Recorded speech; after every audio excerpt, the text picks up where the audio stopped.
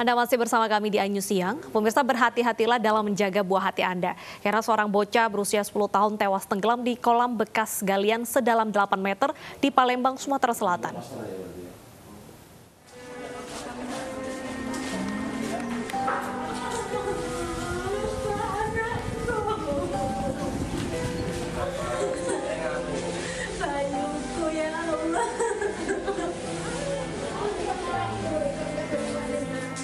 Hati ibu mana yang tak hancur saat mengetahui sang buah hati tewas mengenaskan.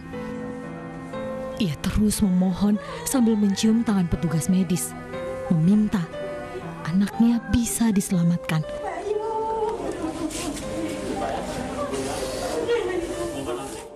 Namun apa hendak dikata, Bayu Bambang, bocah berusia 10 tahun, dinyatakan tewas tenggelam di bekas galian batu bata sedalam hampir 8 meter.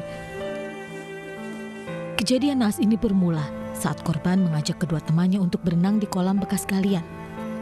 Saat teman-temannya menyusul, mereka hanya menemukan pakaian korban di pinggir kolam.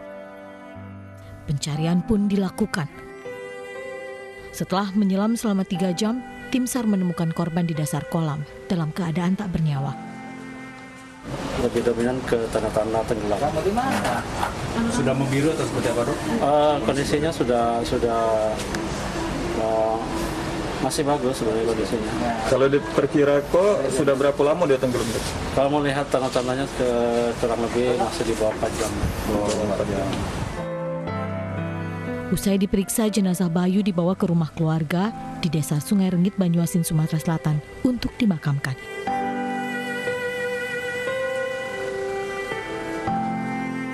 Dari Palembang, Sumatera Selatan, Firdaus, iNews melaporkan. Sementara itu, seorang anak berusia 11 tahun hilang di perairan Waduk Saguking. Ya, mereka ini diduga merupakan korban tenggelam di waduk saat bermain. Tim gabungan yang terdiri dari BPBD, Basarnas, Kepolisian, Pemadam Kebakaran, dan Kopassus menyusur Waduk Saguling untuk mencari keberadaan Muhammad Arif yang hilang sejak kemarin siang. Arif dan temannya tengah berenang di waduk dan saat teman-temannya selesai berenang, Arif kembali meloncat dan tak muncul lagi.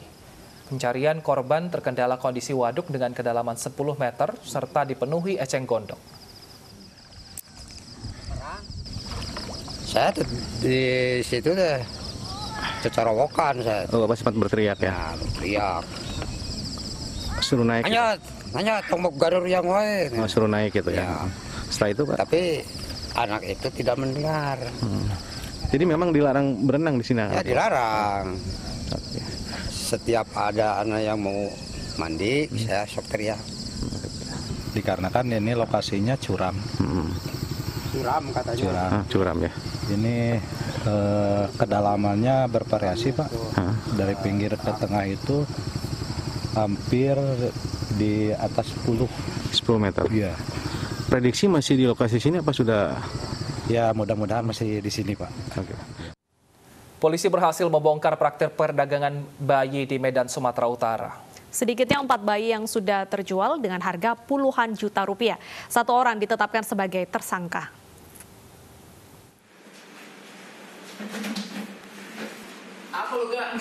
Tersangka berinisial ASIA ditangkap bersama 1 bayi laki-laki berusia 14 hari di kawasan Asia Megamas, Kota Medan, Sumatera Utara. Sementara sang bayi langsung dibawa ke Rumah Sakit Bayangkara untuk dilakukan perawatan. Praktek perdagangan bayi ini sudah dilakoni tersangka selaku agen ini selama 6 bulan.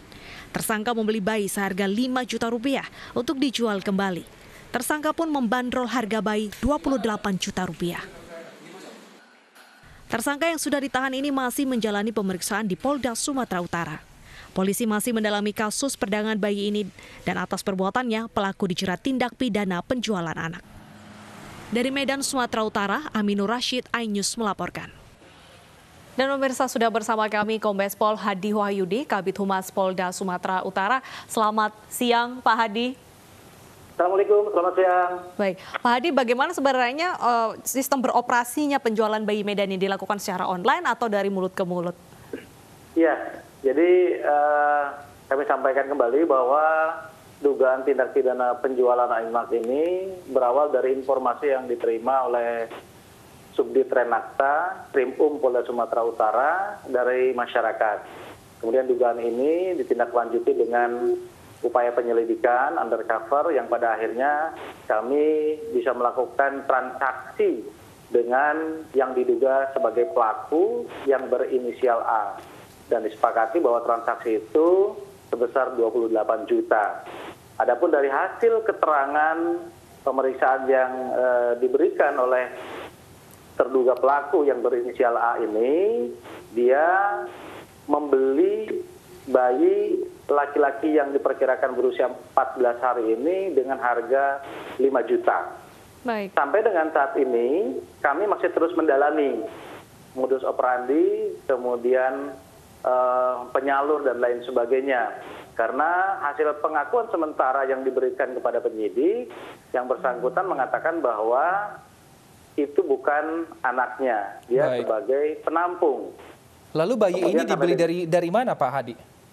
Ya, ini yang masih terus kami dalami. Sekali lagi ini yang masih terus kami dalami, apakah ada kemungkinan mereka sindikat dan lain sebagainya, terus kami dalami. Oke, ada berapa orang yang terlibat dalam praktek penjualan ini, Pak? Sejauh ini yang kita sudah tetapkan sebagai tersangka itu 1 orang yang berinisial Asin. Baik, apakah dia bergerak sendiri? Ya, saya tadi sampaikan bahwa kemungkinan dia tergabung dalam sebuah sindikat penjualan anak, ini yang terus digali oleh penyidik untuk mencari informasi sebanyak-banyaknya, menggali keterangan-keterangan saksi dan lain sebagainya. Di TKP kita juga bisa melihat hasil percakapan dan lain sebagainya. Baik, ini untuk kasus ini pertama kali atau sudah pernah terjadi sebelumnya, Pak? Untuk di Sumatera Utara itu ada yang sebelumnya juga pernah terjadi dan itu berhasil kita ungkap. Ada kurang lebih 8 orang itu yang sudah berhasil kita ungkap. Dan ini yang untuk yang kedua kalinya kita berhasil mengungkap praktek penjualan anak seperti ini. Baik, Pak Hadi, apakah sudah diketahui orang tua dari bayi tersebut? Belum. Jadi masih kami dalami karena si pelaku masih mengatakan itu bukan anaknya.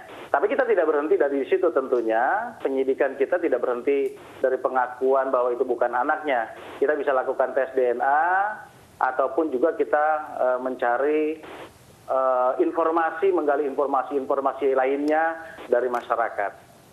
Baik, kalau untuk pembelinya, Pak, dari pelaku sendiri, dari tersangka sendiri menyatakan siapa yang akan membeli dari bayi ini?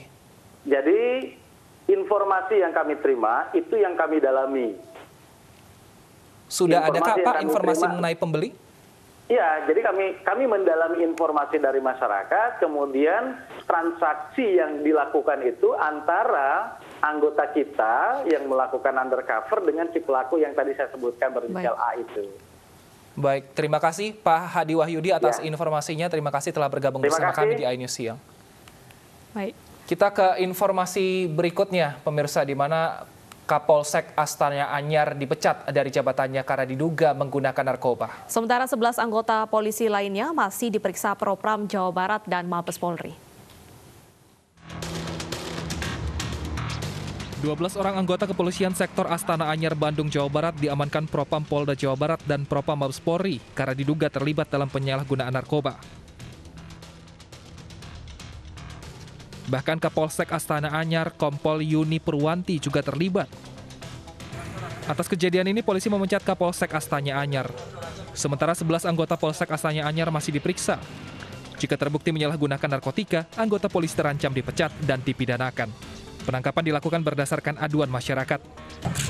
Kepada yang bersangkutan tentunya, kemarin sudah dilakukan pencopotan dari jabatannya sebagai Kapolsek. Selanjutnya bersama-sama dengan anggota yang lain yang terlibat, kita terus melakukan pendalaman dan pemeriksaan. Kalau memang hal itu benar dan bukti-bukti menunjukkan bahwa ada keterlibatan dalam penyalahgunaan narkoba, tentunya kita akan melakukan tindakan tegas. Kasus ini berbanding terbalik dengan kiprah Kompol Yuni Purwanti di kepolisian. Polwan cantik ini pernah menjabat sebagai Kasat Reserse Narkoba di Polres Bogor. Perwira polisi kelahiran tahun 1971 ini dinilai kerap menangkap pengedar dan pengguna narkotika seperti pada tahun 2019.